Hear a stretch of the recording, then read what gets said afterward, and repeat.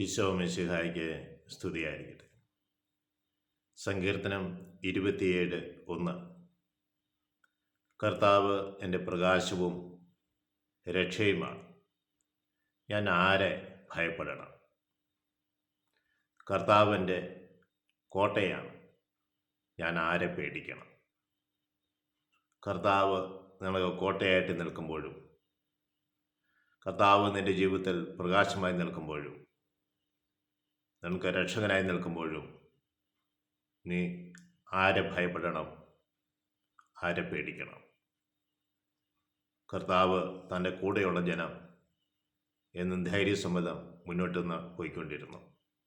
പഴയ നിയമത്തിലെല്ലാം നമ്മൾ കാണുന്നത് അങ്ങനെയാണ്. ദൈവം കൂടെയുള്ള ജനമാണ് ഇസ്രായേൽ ജനം. ആ ഇസ്രായേൽ ജനത്തെ നയിച്ചത് ദൈവമാണ്.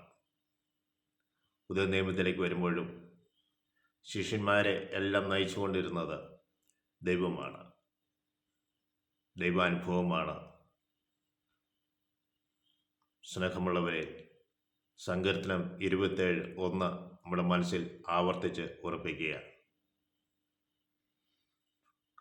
കർത്താവ് എൻ്റെ പ്രകാശവും രക്ഷയുമാണ്, ഞാൻ ആരെ ഭയപ്പെടണം? കർത്താവ് എൻ്റെ കോട്ടയാണ്, ഞാൻ ആരെ പേടിക്കണം?